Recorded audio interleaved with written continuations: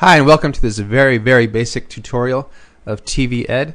We're going to start by creating a new map from the prefabs. We'll name it tutorial. Starting set, we'll use Meadows, size 512, skybox, sunny. Click create. When you initially open up the editor, you'll see a different toolbar over here.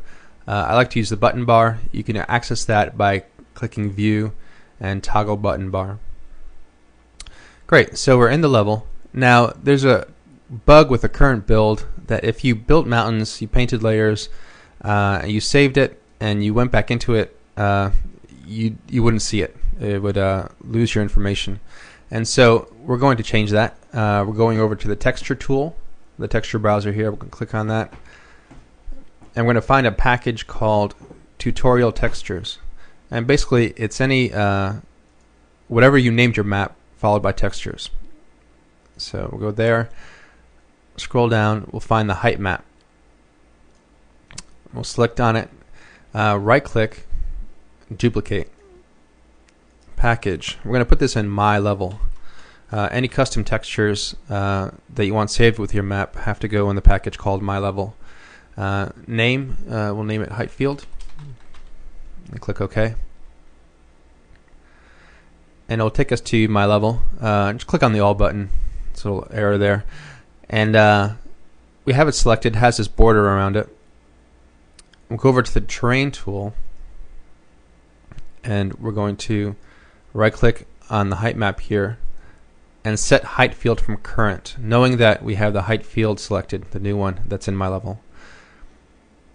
Great, so that's done. No visible changes. Let's go back to the terrain editing tool. Click on layers, and these are all the stone, the grass, the dirt. These won't save as well, and to demonstrate that, I'm going to save the map. I'm going to open it again, and you'll get this error. See the terrain disappears. Get a bunch of errors. Just click OK. And we're going to delete these, and we're going to create new ones. So let's go back to the texture browser. We'll go to Meadows. Scroll down. We'll select the stone for the bottom texture, and we'll click New. Package my level group. We'll name this Terrain Textures. Name this layer Layer 1. Alpha height and width 512 is good. Alpha fill 0, that's black. If you wanted to just paint manually where you wanted the terrain to appear, you leave it at 0. It's good for like roads and things. But we want this to cover the entire surface, so we'll put this at white, which is 255. U and V scale, we'll set at 8, and color we won't worry about. So we click OK, and there it appears. Now we're going to create another layer, a grass layer. Select that, and we'll click New. We have the second one highlighted here, the undefined one, and kept our settings. Let's name this one Layer 2. I want this one to cover the entire layer as well, so we'll set it at 255. U and V scale 3 is good for grass, maybe 2, whatever you want. And so it's done. So let's paint a few mountains here. Going back to the Terrains tab here, and select on painting. I'm not going to go through all these different ones. You can look at other Unreal Ed tutorials for that. This is very basic, just to get you started in TV. So with this selected, and I'm going to hold down Control, left mouse button, and paint some mountains.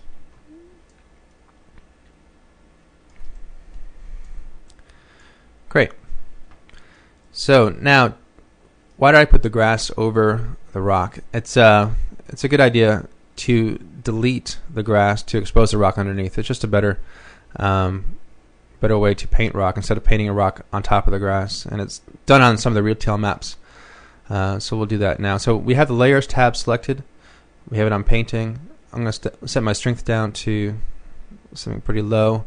Also decrease my brush. And I'm going to put it on the mountain here. I'm going to hold down Control. This time I'm going to right click and drag and I'm going to remove the grass to expose the stone, which is a better effect, I think, than painting it on. Great. So now let's talk about sunlight very quickly. We'll go to this thing called the group browser. We'll click on that. We'll click on all actors, and these are all the actors that are in the current map.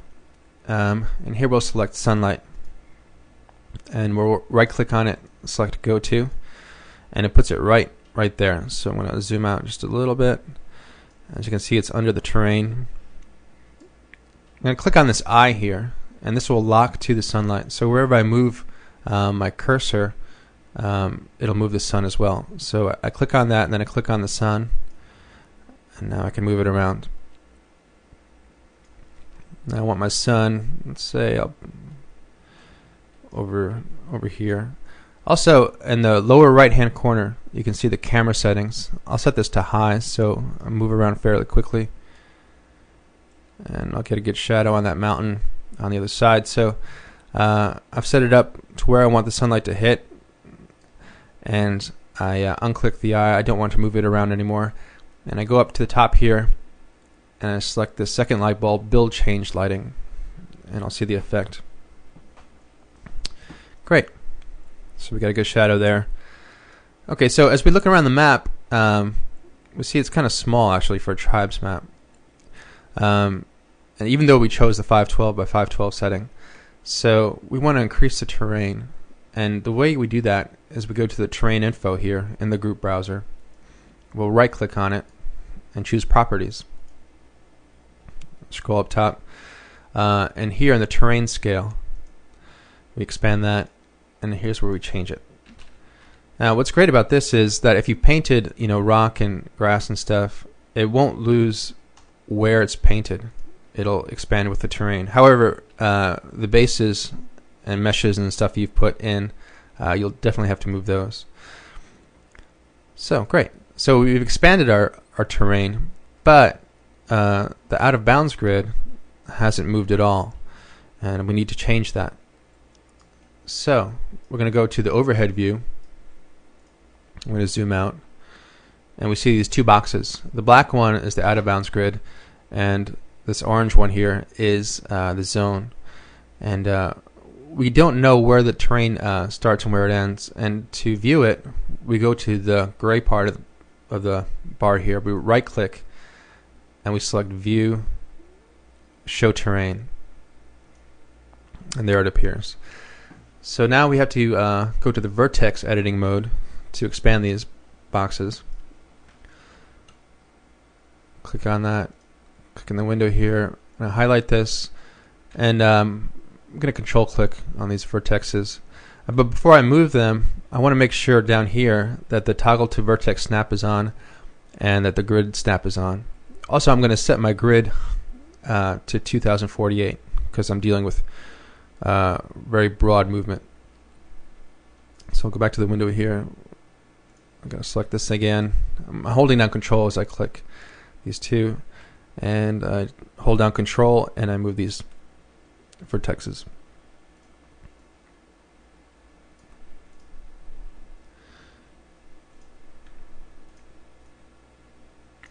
Now, another thing you can do is to you can highlight a box, and you can hold down Alt and Control and make a lasso. That's another quick way to do that. Sometimes a lasso doesn't work. Just zoom in and out really quickly. Oops.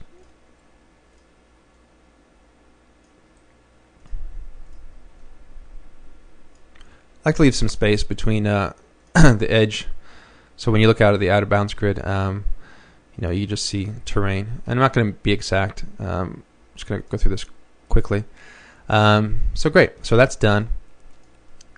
Now, as we go back into our level, we see it hasn't moved it. Hasn't moved the out of bounds grid at all. And so we have to go up here and we click the build geometry button. The first cube. We don't want to build all now. We just want to click the build geometry button, the first cube here. And great, so expanded our level. Also, during the editing process or creating a map, what I like to do personally is to hide the out of bounds grid because it gets a little confusing. So I'm going to select it here, and down here in the lower left, this eye that's crossed out, let's hide selected actors, and just click on that, and there it disappears. Great. So let's for the last thing for this first part, we'll add fog. So let's go back to the group browser. Click on all actors, and for that we have to go to the zone info, and we right-click on that, choose properties. Here we have a few settings. I'm going to set these to true. Fog color, distance fog, clip to distance fog, and distance fog. Now for the numerical values for its start and end for the fog, we go down to the zone light and we expand it. And we have zone fog start at 3,000, fog end 30,000, which is good. Also here you can set the ambient brightness to the level. You can, if you want it a little darker, you can change it to 100. If you want it just to be generated by the sunlight, I guess you change it to 0. But this is a good setting. Also, if you add the fog in now, though, it'll be there the entire time you edit your map, and you might want to add that last thing. But anyway, let's go back to the distance fog color, and this is important because this color has to be the bottom color of what your skybox is. And to find that out, let's go back to the actor groups. Click on the sky zone info, right click on it, select go to. The skybox is usually out way away from the map, so it's hard to navigate to it. Just right click on that to go to. So here we have our skybox, and I'm going to go back to this. I'm going to click on this gray bar here, and then on this greater than sign, and select pick. And it gives me this eyedropper tool when I move it over to the 3D view, and I'm going to select that bottom color there, and there it changed.